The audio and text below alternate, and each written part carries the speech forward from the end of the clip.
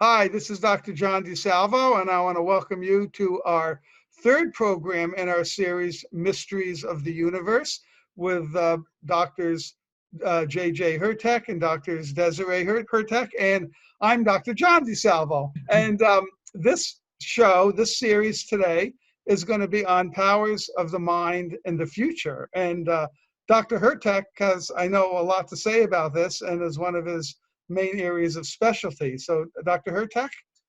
Yes, thank you, John, and thank all of you watching this program worldwide. As you know, Desiree and I are trained as social scientists, but we also have an extensive background in parapsychology as well as biology. We are introducing our new book called Mind Dynamics in Space and Time. And this is a very important book because it brings together over 30 years of research that was conducted by colleagues at Stanford Research Institute in California. And especially Dr. Elizabeth Rauscher, who's the main author actually on this book. We've written certain chapters. She wrote the majority of it, though, because a lot of it was her research back in the 70s at Stanford Research and in the Bay Area.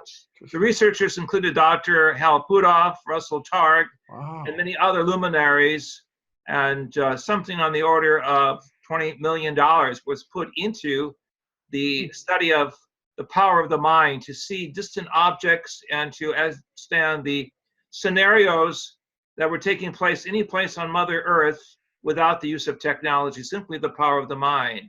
Right. One of the things in the book is Russell Targ was part of the department there at Stanford Research Institute, and he was going on a trip to New Orleans, and no one really, that was way before the hurricane, so people didn't identify with the Superdome, but he did go to the Superdome, and the remote viewer was able to see not only the outside and the streets, but also what was inside where Russell couldn't even get into. Let me show you the diagram and the picture. And the upper part of the page, you see the Superdome in New Orleans, made famous, of course, because of the great hurricane that took place and the refugees that went inside the Superdome. This was before in the 70s. And then the diagram, which I'm pointing to with my finger at the lower part of the page, the other engineer who was working some 2,000 miles away, who was able to mentally see the transmission that was being sent by Russell's mind. In other words, they walk away around the sphere, the fact that there were other areas, specifically on the sides of the Superdome, things that normally would not be possible for the average individual, and yet we were proving that everyone has this ability to go to a higher frequency and tuning into a consciousness dimension. Now, Elizabeth, as well as Russell, have done various explanations on how this works, and that's really the crux of the book. It's kind of a quantum physics, so I know, John, you'll like that. Yeah. And the idea that they came out with is that it's not a sending and a receiving of information. In other words, the guy sitting in California trying to figure out where Russell is in New Orleans actually wasn't sending his mind there and getting the information and getting it back. He was there. He was tapping into a consciousness field, whether you consider it on the third, fourth dimension, or as Elizabeth does, on the eighth dimension, and his consciousness was literally present. And they've done other experiments about that, but I want you to know what you felt about that, John, because you kind of come from a scientific background as well. So what you're saying is, instead of the consciousness traveling back and forth, it entered this larger field. Oh, I love it, because it ties in with my superstring theory, that the superstrings actually are consciousness that are giving off spiritual energy. Maybe it's what love actually is. Ever think of that, which is interesting. But some kind of electromagnetic field that's beyond what we say physically. It's almost like them becoming one, isn't it? They both merge in the super consciousness. I like that. I also have done some work with a remote viewer who hopefully I can talk a little bit about her work in the future, is an MD and claims to have worked in remote viewing black ops. So it's an area that, and I know the Russians have worked in that. It's not an area that we should look at and disdain that, this is a very high-powered area that a lot of countries and powers are looking into, as you know, because look in terms of the spying and military capability of of remote. We don't think like that because we're scientists, you know. Well, we think like that sometimes too, but I love it. I never heard that actually. That sounds very consistent with my work in quantum physics. Well, going back for 1 minute about the ops, special ops, you know, this was all research in the 70s. Of course, at the end of the book, we did research in 2012, 2013 with Elizabeth trying to show it still happens today. But one of the reasons that the program shut down, first of all, they got what, $6 million, first $2 million, and then ultimately $6 million from the CIA. They didn't tell the other remote viewers, namely Pat Price, Ingo Swann, Helen Hammond, that the money was coming from the CIA. Elizabeth was, of course, part of that, but she didn't know either that it was really coming from the CIA. And then the reason Russell dropped out is because it really did go into black budget situations, and that he didn't, you know, that was not his thing. He was a scientist like we're all talking about. In fact, he created certain laser techniques and also that could test where airplanes fly in strong wind fields, the wind shear. So that was part of his work. So he was more into the science than he was the special ops. But the applications we were interested in were to look at archaeological targets, to look at environmental areas of change. And now, of course, with climate change on all sides of Mother Earth, we can see events taking place in the initial stages, and we can make sociological and economic predictions that can help the infrastructure, help target populations move to other areas or out of the area of what we would consider massive destruction. So I want to show you another exhibit from the Keys of Enoch, as it was also connected with my work in remote sensing. The book we call Mind Dynamics in Space and Time. This is a picture of my colleagues at one of the universities in Egypt, actually University of Cairo. I'm with several colleagues walking into one of the major auditoriums. And Elizabeth was, of course, more than 6,000 kilometers away. And you can see on the other page, I'm pointing with my finger now, the lampstand and the configuration or the embellishments beneath the sphere of the lampstand exactly match that which is in Egypt.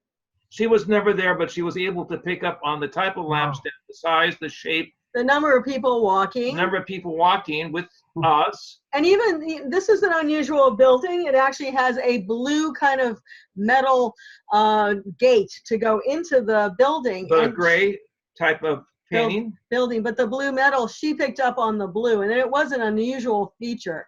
Right. She was able to distinguish between the colors, specifically the type of lampstand, the number of individuals. All of this was illustrating that some individuals who want to persevere have the power of higher consciousness if they use it constructively, not destructively.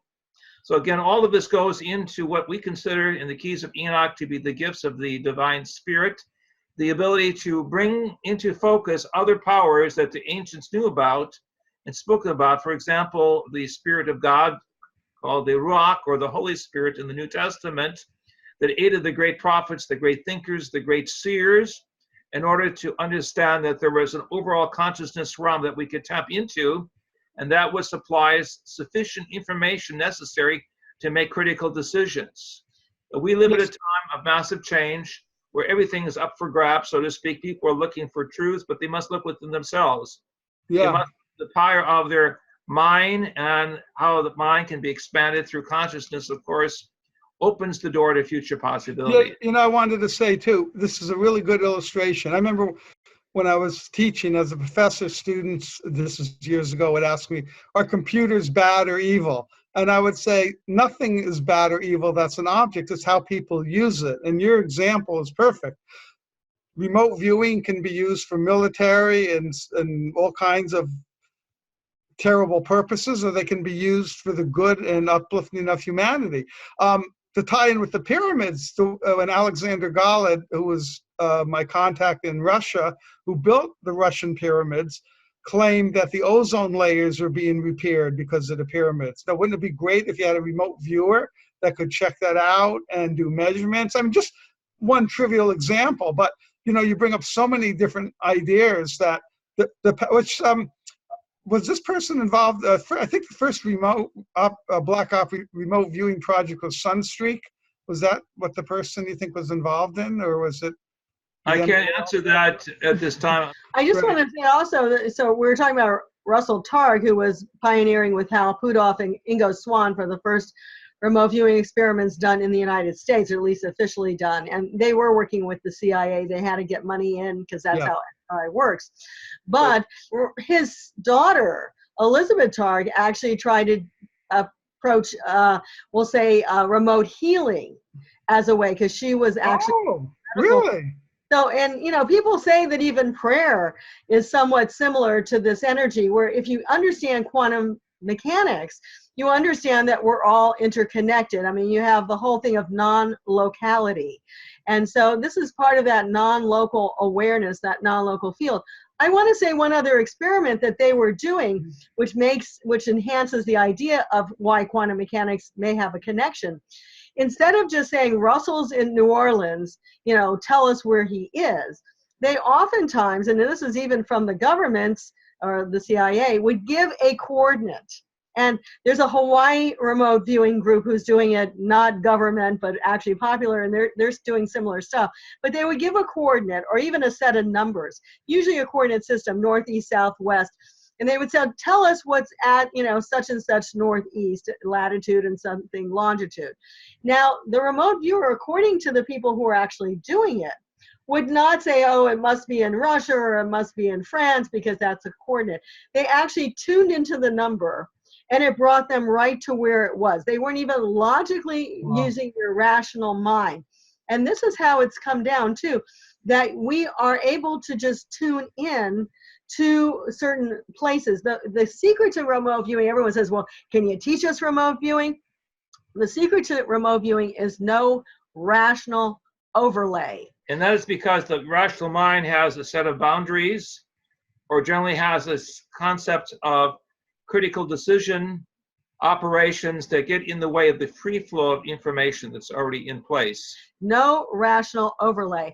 Just the first thing that comes into your mind, that's it, because you're already tuned in. You don't even know it. What's really funny when you brought this up is I don't know if I ever mentioned this before in public, was that when I was probably about 8 to 11 years old, I would wake up in the middle of the night in sleep paralysis and have visions of the neighborhood or downtown. And I had no idea that you were traveling. Yeah, and I wouldn't tell anybody. They think I'm crazy, right? In those days. But looking back now, I believe it was like a spontaneous remote viewing. The other thing I want to mention is, which is really funny, is that when the original Black Ops remote, from what I know, if it's true or not, the original Black Ops remote projects like Sunstreak and a few others started, they were incorporated into MK Ultra and then Star Wars. And then the legend is that that was abandoned. When was it, in the 70s or 80s? But you wonder if it just is still going on somewhere. Yeah, and the Russians still have their own program too, which they have under different names, which I don't know. So this is real stuff. This is not, hocus pocus, make believe. And think about it though, in terms of control and power. But again, because we live, we exist, our passion is to help humanity, help man advance consciously. We think, I know all of us, that these abilities, these whatever you want to call it, are there for us to discover to help evolve humankind. I'm sure you agree with that. I mean, that's the whole purpose of your future of your Academy of Future Science. Right. It's really how we should be operating. That's what we often say. Yes. And that's so important to understand because, our mind is able to do that. If we see something negative or we want to, actually, Dr. Hurtak co-wrote a book with Russell Targ called End of Suffering. And the reason why many people suffer is because they're separate. I mean, obviously, if they, got their leg cut off, they're going to have pain. But this is the inner suffering. It's because we feel we're separate. And if you understand we're really not separate and we can tune in, mothers know this about their kids all the time. They know when their kid is in trouble. They just sense it. It's part of who they are. This is, and animals. Actually, animals do this much more than us. Animals are constantly aware. We're going to be lecturing with Rupert Sheldrake, and I encourage anyone to go check out Rupert Sheldrake's work because he's shown that, you could be at work miles and miles away, and you're thinking of coming home, and you start moving home, your dog, who's been sleeping all day on your couch, 20 miles away, will get up and move to the window. And we witnessed this. We used to hang out with someone in Los Angeles who had really a mixed dog. It wasn't any kind of pedigree. And that guy could come home anywhere from 5 o'clock to 8 o'clock, but we never even had to worry. As soon as that dog, named Boof, actually, would go to the window, we knew that his master was coming home, who was about probably 10 or 15 minutes away, so he wasn't hearing the car. And there was a lot of cars on the street and everything. I just want to say one other thing. I encourage everyone to try to do it. And the way to learn remote viewing really can start with your cell phones.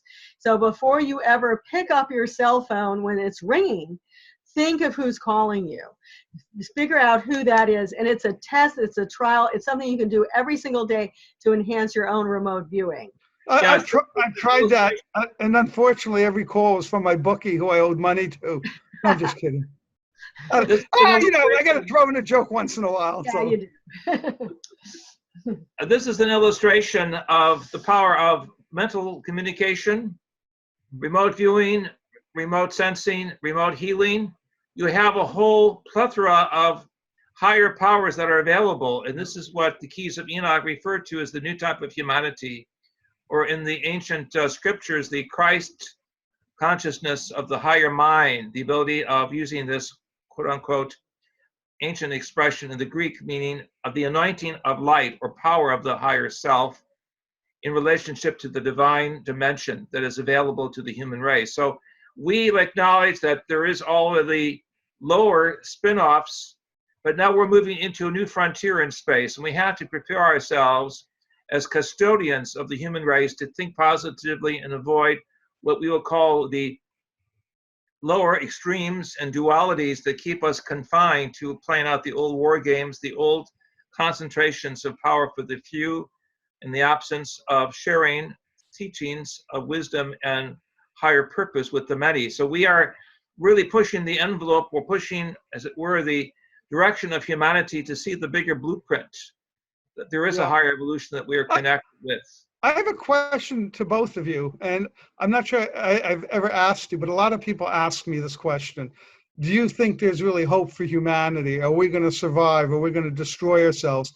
Is there really love? When we look at the way people operate, most of us really live by survival of the fittest. We disguise our love and our help, but it's really selfish. And my answer is, I don't think man's going to survive unless we evolve to a higher state of spiritual consciousness. What do you think of that? We agree wholeheartedly. I don't want to bring down the question, but I want to start at the basics. Extraterrestrials, if you look at some of the cases, they use mental communication. So why not the angelic realm? Why not the higher realm? They all also use mental communication, which means we can, when we're sensitized to, and we prefer the higher realm than the extraterrestrial, be at the right place at the right time, even have the thoughts of how to help one another. And this is really how we need to start operating. But it comes from first the awareness. That's why we push remote viewing, because if you can understand that we are all interconnected with the universe, and the thoughts that we can receive are part of that universe, we can start understanding we're not limited by any means to this reality. And we can enhance this through certain types of meditation and prayer and music.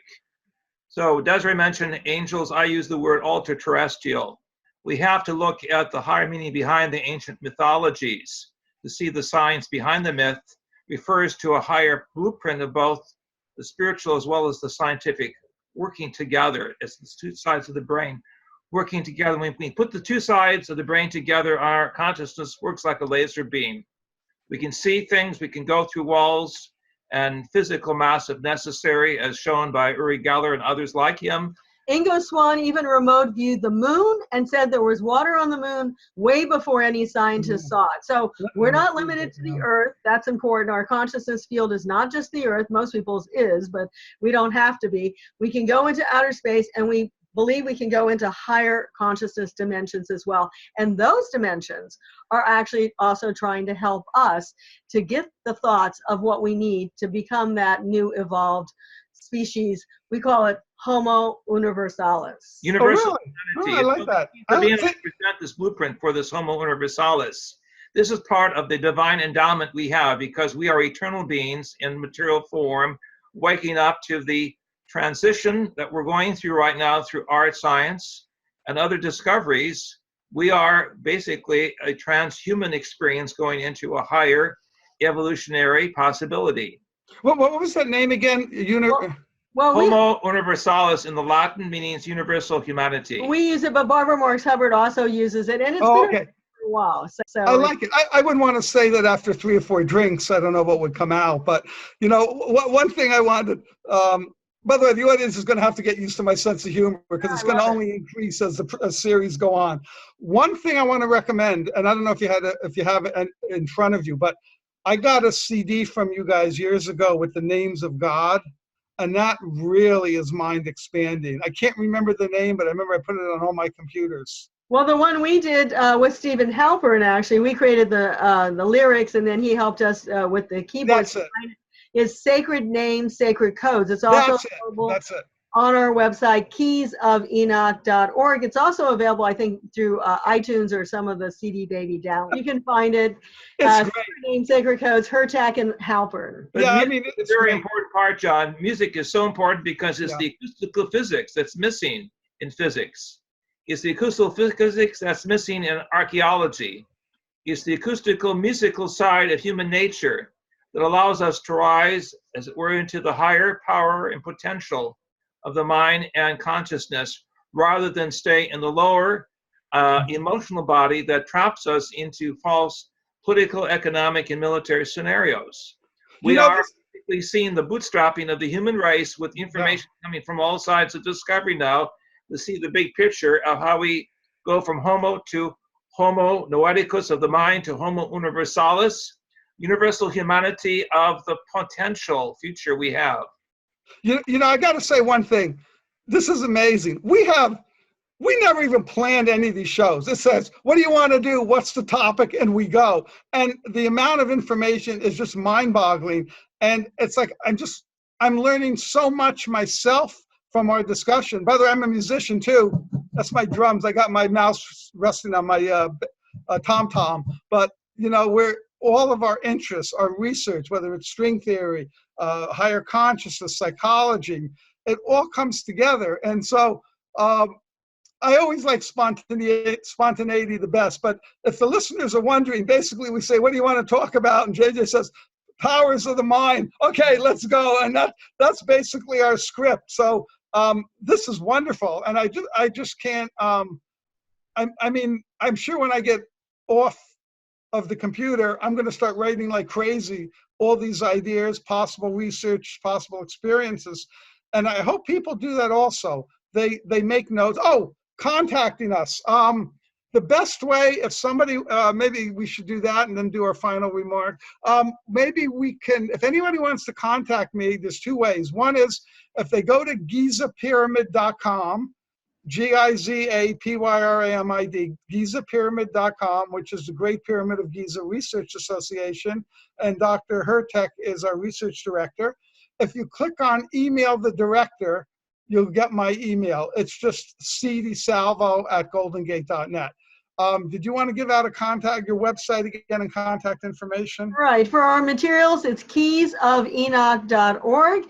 And for some of our writings, it's actually futurescience.org. So we have both websites, and appreciate people, checking out our music or our books, and especially Mind Dynamics, as we're talking about here with Elizabeth Rauscher. And we'll probably get her on your show sometime because we get together with her.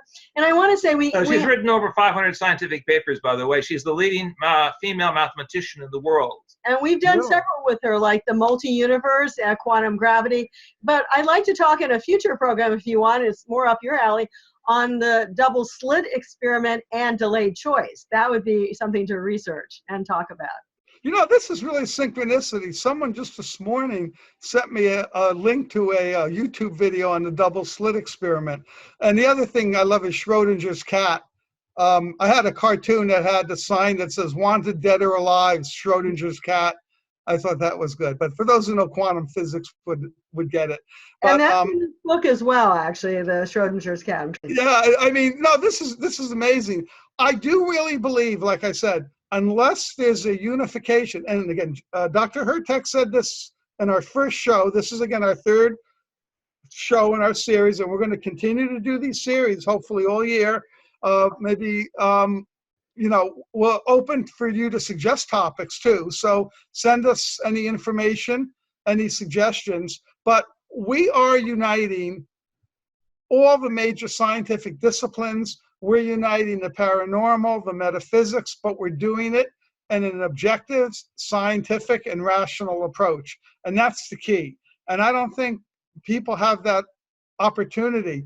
They either see one extreme or the other. They see the academics, which reject everything, or they see the other side, which accepts everything without even any evidence or logical thinking. And we are the people in the middle that are looking at the major questions. But I got to congratulate you two. When did you first found the Academy for Future Science? Because you're doing so much good in the world. It's amazing. Well, we are both founders. I was 2 years old. 45 years ago. 45 years ago, we've grown. Of course, we encourage people to finish their academic work, to finalize whatever projects they're on before they come aboard to work on the higher levels, because you have to have a grounding. This is why we're interested in people who think positively rather than who are interested in conspiracy or interested in negativity, because those are scenarios that don't work. And the advancement of civilization will be through this quantum change that's taking place, through the power of the mind, that we do have a positive future for those who choose to go to the higher path. So let's, shall we say, fasten our seatbelts. Let's get down to business, recognize that our academy work is a university without walls. We're interested in people who want to make change on the local level, on the community level, on the academic level, but more importantly on the world level, of seeing how the inner dynamic of the heart and the mind have to raise human consciousness to recognize we're part of a divine evolution. In our work on the holographic mind, the idea that we're just part of a much larger universal intelligence is very exciting. Well, I really do want to do a program on my theory, and yours also. I mean, our combined thoughts on the holographic theory, because it's interesting how new thoughts come out and new ideas in science, and a lot of them are poo-pooed by the traditional, academics, and then they turn out to be factual, and they change the whole paradigm of our scientific thinking. And I think all three of us are on the forefront of that. We're really open to everything out there, to new ideas, to new thoughts. But again, we are scientists, so we just don't accept everything on face value. We do the experiments, we do the testing, and that's what's so exciting about it. And you two, again, I hate to flatter you, but I have to. You're both very brilliant people. I've known you for decades and decades, not only as a fellow researchers, but as friends. I'd love to tell the story, and maybe I'll just tell it before we end, but JJ he's not only brilliant scientifically, but psychically, he's amazing. I collect ancient artifacts, and, we could do some shows on that. But when I was expecting a visit from both of you at my home many years ago, I put like about 100 artifacts on the table, and I knew the most important one, and it was a ancient meteorite, a round one dated around 8th to 10th century, and I had a university Chinese language department spend weeks deciphering it. And JJ walks in, looks at the table, picks it up and says, "This is the most important artifact you have," and read the Chinese pictorial right on spot that it took them weeks to do. And that's a true story. So I got to say, I'm very honored to be able to have two wonderful colleagues. And I know Desiree has interpreted some of my older manuscripts and dated them for me. So both you two are amazing people, both scientifically, psychically, and wonderful friends. So maybe that's a good place to end. I don't want you to have to say anything about me. Now, all of you after watching this program, build a positive future. You are part of the great change that's coming, and you are future citizens of the cosmos. Those of you interested, Mind Dynamics and Space and Time is available through our Academy for Future Science. And through Amazon, actually. So great to be with all of you. As we continue this series of teaching, the mysteries of the universe will become more and more exciting for us and our place that we have as beings of future humanity. Great. Well, thank you, Dr. Desiree, Dr. JJ, and our listening audience, because this wouldn't happen without you. So please continue to tune in for future shows and future science. Hey, how's that? Maybe that'd be a new motto, future shows and future science. So take care, everyone, and thank you all.